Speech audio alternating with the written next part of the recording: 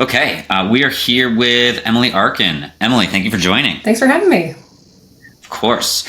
So Emily is a registered dietitian. She specializes in eating disorders, gastrointestinal disorders, and weight-inclusive care. She has her own group practice, RD Emily and Team, which is based in DC. Obviously serves DC, Maryland, Virginia, but also serves North Carolina, which is an interesting wrinkle there, Emily. And then she's also, which I just found out, co-authoring an upcoming textbook, Comprehensive Nutrition Therapy for Co-occurring Gastrointestinal and Eating Disorders. Like you said, sounds like light reading. Yeah, take it to the beach. So thanks so much for joining, Emily. Yeah, I'm so glad to be here. You and I have known each other for several years, and it's always fun to collaborate with other, business owners that are in the area. That's great. So, obviously, us. We're physical therapists that love to help people exercise. So, question I always ask people, if you could only do one form of exercise for the rest of your life, what would it be? My answer would probably be running. I have been running since middle school, and so it's an activity that feels like it would be hard to give up. I actually got into it back when everybody was going out for track and there were no cuts, and so it was kind of a social endeavor. But as I got older, I enjoyed pushing myself in that way, and I also really like the minimalist aspect of the sport. I like that you can pretty much do it anywhere. You just gotta pack your running shoes and go out the door, and you don't need a team of willing people to join you, and you don't need a lot of gear. So that part has always appealed. There's also, though, a tiny pragmatic part of me that's maybe my answer should be yoga, because that's more accessible in different stages of life. But running is sort of my true love. I think running can be accessible through any stage of life too. There's no reason you have to slow down 60s, 70s. I mean, you got plenty of time left to be able to run. Hopefully. Any upcoming races? I am probably doing the Richmond half marathon next weekend. I was just putting off registering, and then I realized the price doesn't go up again until November 12th, so I can still sit on that for a little bit. We have friends that are running the full, so we've got some people that are going down and getting an Airbnb and kind of making a weekend of it. Well, good luck. Thank you. So tell us, in your bio, obviously, registered dietitian. So tell us a little bit, who's the type of person you like to help the most? That kind of usually helps us understand what you do. Mm-hmm. Yeah, so I work with a lot of folks with eating disorders, a lot of folks with gastrointestinal disorders. That's sort of my bread and butter and kind of the conditions that I know most intimately. But in terms of sort of characteristics, I really enjoy working with people who are curious and want to reflect on their own experiences, because if you think about, customizing dietary patterns for different people, different things are going to work for different folks. And so really it's helpful to have people who are thinking about, okay, I did it this way and that felt good for these reasons, or that didn't work for these reasons, and kind of being willing to adjust. That is going to be a better way to sort of find a path forward eating wise, rather than me just blowing in and saying, I have a degree and this is how you should eat. So I appreciate that collaborative aspect. Yeah, I love that. And I think it's really important in healthcare, because I think for too long and too much of healthcare still is kind of directed by the provider, and we're telling people, here's exactly what you should do. And there's probably a reason a lot of medical care doesn't work great and have great results, and that's because that's probably missing that collaborative aspect. So I love that you're taking that approach. Yeah, I think in a lot of ways we still sort of buy into this hierarchy of the provider is the expert and the patient is just there to get the services, and there's a lot that you miss out on when that dynamic is in the room. I think when I was training, I heard from other more seasoned providers of collaborative care, you really need to, work alongside patients and clients and whatnot. And it just sort of sounded nice. But what I've actually found in my practice is, often clients will stumble upon, solutions that really work for them that I never would have even thought of. And so it behooves me to have a little bit of that humility that like, I'm not going to be the source of all the answers. I think that's awesome. And it's probably why you're successful. And we were just talking about this as a team the other day in our company, where we really try not to tell people, here's what you should be doing. We say, what are your goals? And once they tell us their goals, we say, okay, here's some ideas of a couple different directions to go. Which way do you feel most comfortable with? Or even, we don't necessarily think that's the ideal goal for you right now, but it's not a terrible goal. So we're going to tell you why it might not be the best idea, but if you still want to go that direction, we're still going to work with you. So I like that. I like that you're taking the approach of like, what's important to the person. And also I like, the humility approach, because that's big to us of, just because we have an idea doesn't mean it's the best idea. If somebody has something that works, great, let's lean into that. Mm-hmm. Yeah. And similarly, if you try something out and it doesn't work immediately, you can kind of sit back and wonder like, okay, is that something that we need to workshop so that it works better? Or, am I hearing from this person that like, it's just not tenable, and, you can't sort of force a non-working solution on somebody. Yeah. Give us, I think one of the best ways to help people understand what you do is to kind of share a story. So do you have a recent success story, or do you have an all-time favorite success story of one of the clients that you've worked with? I have two actually that I'd love to share, in part because they're very different from one another. One client that I'm thinking of,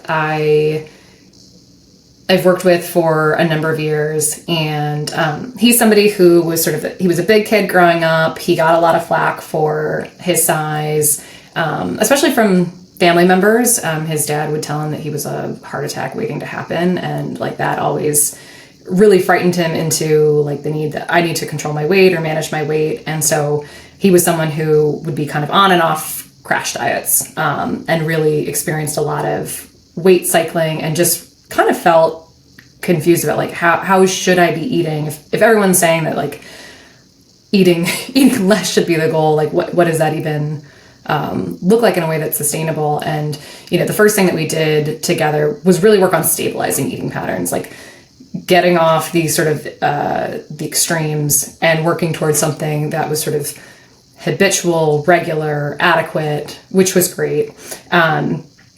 But he also sort of got a little bit of a curveball thrown at him. He was doing regular, well visits every year with his doctor. And one year he got blood work back that suggested that he had prediabetes. And, that was kind of one of his biggest fears. And even though, that was something that was sort of tough for him to sit with, and he had a lot of questions about like, did I do this to myself? We really had to work to take away the shame and the blame, because with any kind of health condition, to some extent, there's going to be an underlying genetic propensity for that, because not everybody gets it. And so, once we were able to sort of diffuse that part and kind of ask ourselves, like, what are the dietary patterns that are, and also I should say like lifestyle patterns, stress, movement, all these kind of other aspects, what's actually going to be supportive of this health condition? He was able to start to put some of those things into practice in a way that, again, was not reactive, was not extreme, was not steering him towards something that was unsustainable. And the next time that he got his blood work back, he'd actually moved out of the pre-diabetic range. And that was so exciting for him to see, like, I can take small, manageable steps and see results in terms of some of those measurable health markers. And, because he has that predisposition for blood sugar stuff to be a little wonky, we've continued to touch base every so often over the last few years. And, sometimes those numbers are back up, and we kind of take another look at things and just see if there's anything that we can modify. And up and, through today, his body continues to be like very responsive to small lifestyle changes. And so that's been great. And I think that's, maybe what some people could imagine as, a big success with a dietitian working with a client, having better management of a physical condition. But the other person that comes to mind was somebody that I actually worked with for a long time on eating disorder recovery. And she was somebody who had a very restrictive eating disorder, and she was always motivated to address that. She felt like what it sort of drove her to do was not really in line with her values. And so that was something that we worked on a lot in terms of just like adequacy, regular eating, tackling some of the anxiety that came up around different food situations and food choices. And she was someone who, very slowly things were improving. But I also noticed that she harbored a lot of frustration that wasn't happening faster. She was putting in a remarkable effort and not seeing the payout, as quickly as she wanted. And, so every 6 months or so, I'd kind of bring up the question of, do you maybe need more support? I'm considered an outpatient provider. I often have people meeting with me maybe once a week for 45 minutes. Maybe they have a therapist once a week for 45 minutes. And, that can do a lot of good. But if you think of 2 45-minute sessions a week compared to just the onslaught of thoughts that you're struggling with every other hour of the day, sometimes the going can be slow. And so, I would sort of ask her about, what do you think of day programs or evening programs or groups or, other things that can kind of bolster your recovery. And she really struggled to feel deserving of that kind of support. She felt like she should be able to make do with what she had, or I think was a little bit ashamed of sort of using more resources for recovery. And so, when she kind of wasn't going for it, I would back off. And then maybe 6 months later, we sort of talk about it again. And I was incredibly proud of her when she did at one point decide to seek out additional support. Because to me, that suggested that she was really starting to internalize the idea that she was deserving of it, that, that she valued herself enough to kind of make those investments. Because what I often told her was, you are making progress. You have a lot to be proud of in this work. And so, you're not on a nice edge where you have to have this support or else, but I can really see how it would catapult you in your recovery and sort of get you past some of these places that feel like sticking points or that feel like frustrations. And so that was sort of a different kind of success, where it was less about the behaviors and the tangibles of like what she was eating every day, and more just about like the relationship that we had built and the sort of importance that she was placing in her relationship with food and well-being. Man, there's so much good stuff there I want to dive into. So I don't even know where to start. There's so much good stuff there. So one thing, let me ask you this. So you had mentioned the first story. Mm-hmm. He had kind of gone up and down, hadn't tried a few different things, had some success. Nothing was long-term success. That sounds like a fairly familiar story to me with people I talk to about nutrition and diet and things like that. So what specifically do you think you were able to help him with that got him off of that kind of roller coaster and made some long-lasting changes? Or maybe it wasn't what you did. Maybe how did you help him make some different choices or think differently? What do you think was different about this time versus the previous attempts? Yeah, well, I think I really, without trying to give myself too much credit, I think I really gave him permission to not be so extreme in his approach. Often when I'm talking to clients about sort of nutrition more broadly, every so often I'll actually kind of sketch out a triangle, and I call it the nutritional hierarchy of priorities. And what I consider foundational to that little hierarchy is adequacy and regularity. Like, are you eating enough? Are you eating on a regular basis? Like, that has to be, at the basis of what we're doing. And the next step on that triangle would be variety. Are we seeing some food groups overemphasize and some food groups underemphasize? Like, what can we do to bring a little bit more balance to play? And for a lot of people, just those two things can do wonders in terms of, energy levels, feeling vital in their body, being able to fuel, the needs that they might have for sport and things like that. And often can bring some improvements in health markers as well. And I think of sort of like the last step being specific nutritional approaches for different conditions if that's applicable. And so with this particular person, when I first started working with him, there wasn't really a health condition to consider. But, I was seeing just these extremes of sort of like going all day without eating and then feeling like, the gloves came off at night, and then eating felt very sort of erratic. And we really tried to stabilize that by having regular meals and snacks and saying like, you do not need to tiptoe around food in the first half of the day. Like, this is what it sets you up for. Being able to understand clients' patterns and then help them take a step back and like look at that more objectively of like, when you do this, this is what we start to see play out later on. I mean, that can certainly help them in identifying areas that maybe need a little bit of change. But I think, saying to this person who was told to be on diets his whole life, like, we don't need to count calories here, or like, we don't need to be extra careful to like only limit portion sizes to this. Like, having enough is the first name of the game, and let's get that settled. And then we can figure out like, okay, are you over relying on some foods more than others? Are there ways that we want to, bring,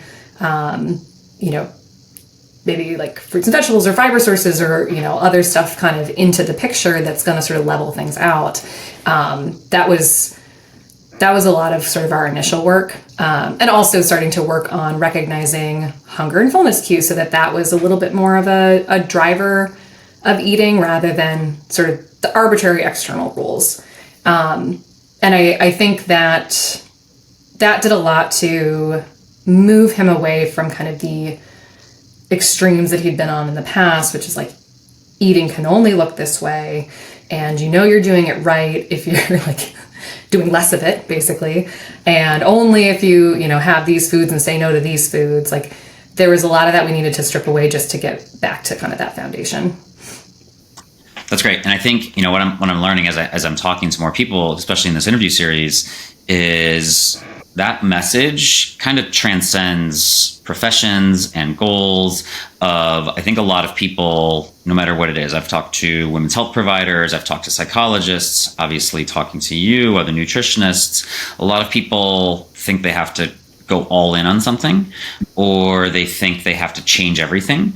And almost doesn't matter what it is, whether it's diet, exercise routine, mental health. What I'm finding from people when they say what usually helps people make the most success is where they just focus on something simple and change something smaller rather than redoing the entire thing. So it's really interesting as I'm talking to more people, that message really just, it transcends whether it's diet, whether it's fitness, just starting slow, starting small, building success, and kind of building from there. And it kind of goes back to another thing I wanted to bring up from your stories was your second story was she felt like she wasn't making progress fast enough. Mm-hmm. That's something that we hear from our clients all the time.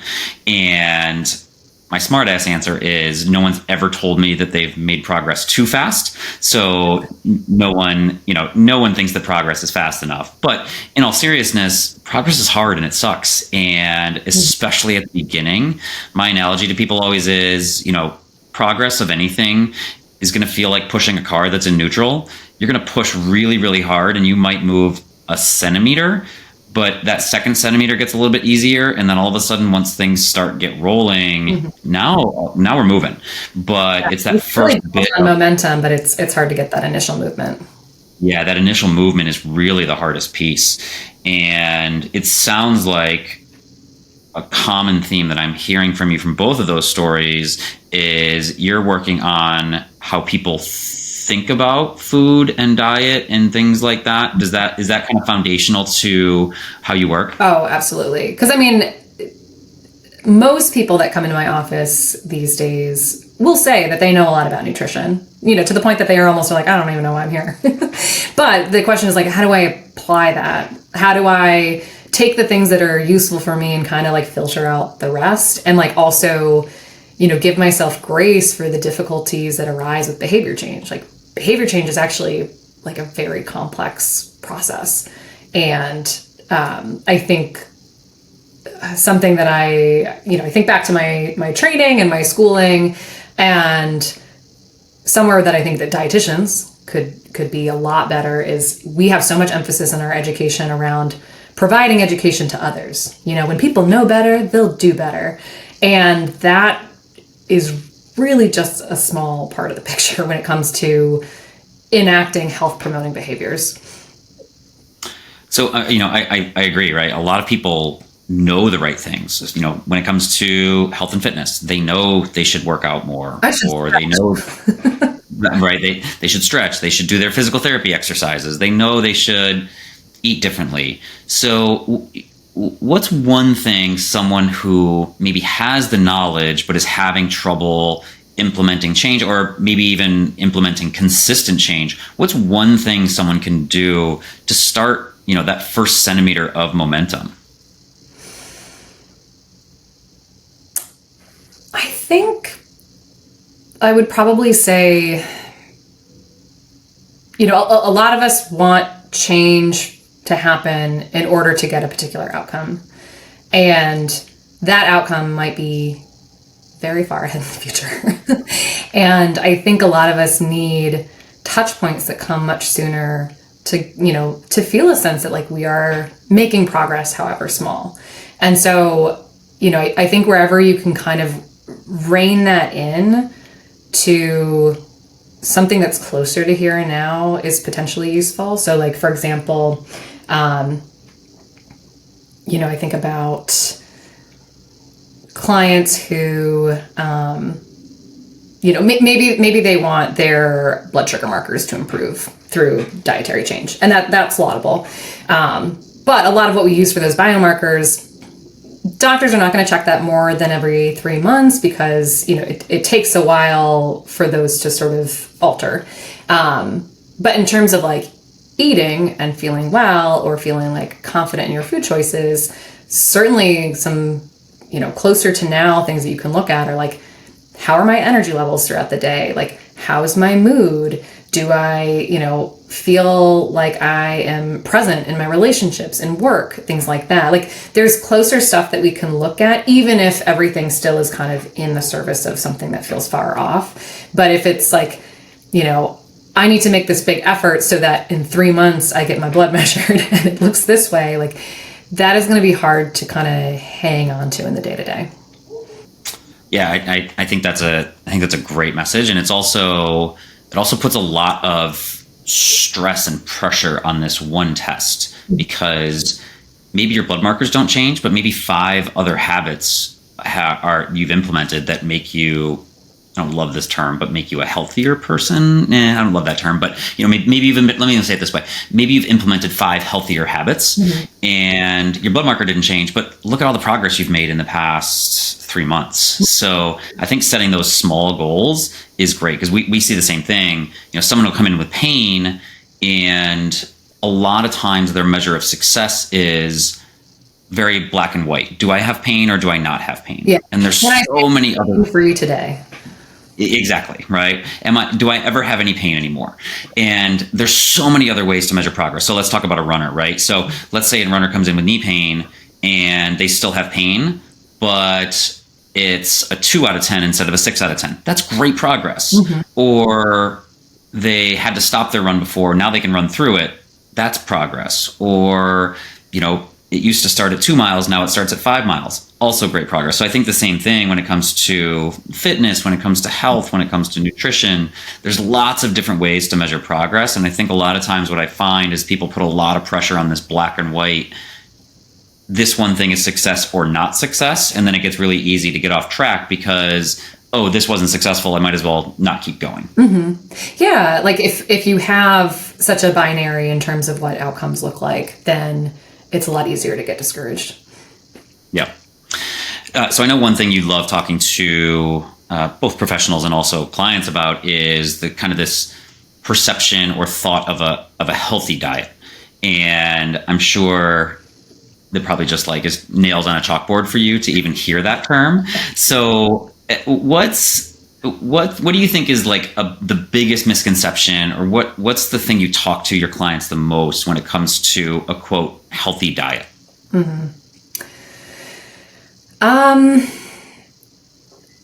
Probably the thing that I like to turn on its head most often is this idea that we need to take all these things away in order to achieve healthy eating. I think we have for some reason culturally, like we're very stuck on that idea. Like if there's a problem with like your health or your well-being, you gotta take something out. You've got something there that shouldn't be there.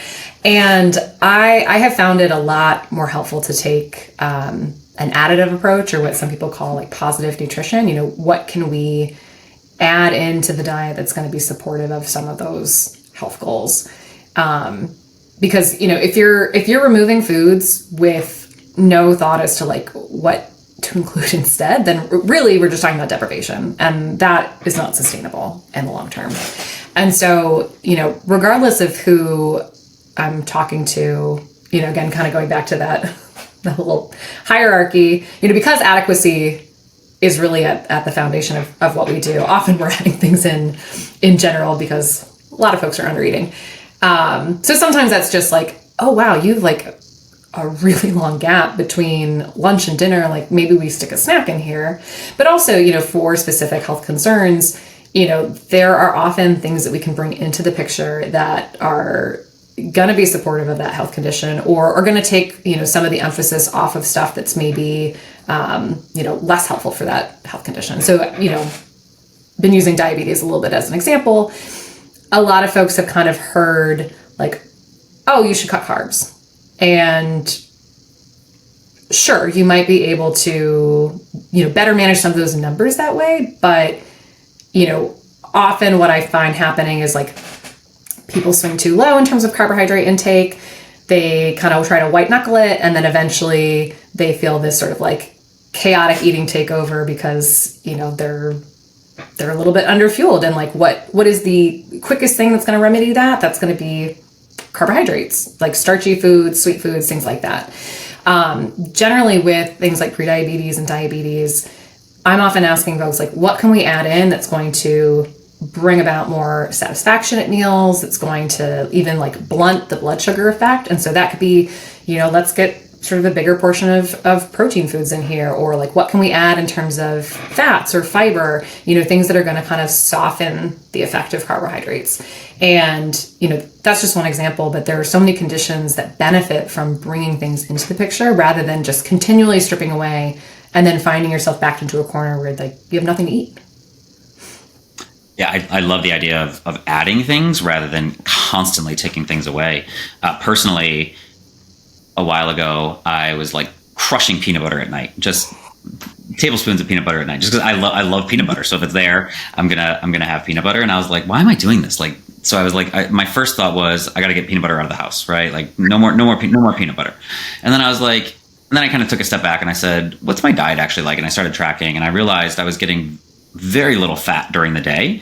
So obviously I was like, oh, clearly I'm just craving fat. I love peanut butter. So why don't I add in some fat during the day? Fat's not bad for you. Fat's actually great for you. So why don't I get more of it? And magically my crushing of peanut butter went way down. So I personally have experienced exactly what you're talking about right there. Yeah, I see that often just with cravings in general. Like often, doing a little bit more work to sort of front load earlier in the day takes away the pull of that in later hours, which, it's not necessarily a problem in itself, but usually people just, they feel a little bit distressed or concerned about like why that might be happening. And, often we add something at a different time and, they're able to kind of ride that out with more ease. Yeah, so this has been awesome. There's been so many good takeaways. So you can repeat something that we've already talked about, or you can bring up a new thing. But if there was one thing you wanted people to take away from this, or if there was one piece of health advice you wish people knew, what would that be? I think I would just go back to this idea that healthy looks different on everyone. Everyone has different medical histories, different risk factors, different preferences, different culture and background, finances, free time. There's a lot of well-meaning public health advice floating out there that is just not applicable to you, the individual. I have this conversation with my clients with, eating disorders all the time where like they might be very restrictive in their intake and they're worried about, I might be getting too much sodium. It's like, those recommendations are not talking to you because you're not eating enough as it is. Similarly, I've had people reach out for, GI issues where I had a conversation with a guy ahead of scheduling where he said, I keep getting bowel obstructions and I'm going to the hospital. And I was like, what is going on with that? And he's like, well, I'm eating salads because I know they're healthy and I keep, getting these obstructions and then having to go to the hospital. And I was like, oh, okay. Like, I think we need to take the healthfulness of salads off the pedestal because obviously that's not working for you. Like if that is landing you in the hospital, that is not a healthy meal for you. And we might need to sort of be a little bit more flexible in our thinking about, what is healthy or what promotes my well-being. And so, especially as I've throughout my career started to work with more people with, complex chronic illnesses or disability, like I've really had to shift away from kind of this cookie cutter, make half your plate fruits and vegetables approach and figure out, what is actually going to make a meaningful difference in people and continue to just promote that health and well-being in a more holistic way. Love it. So this has been awesome. Emily, if people want to find out more information about adding or if they just are interested in work with you, where can people find you? Where can people find more information? So we're located in downtown DC. We've got 3 dietitians on staff, including myself.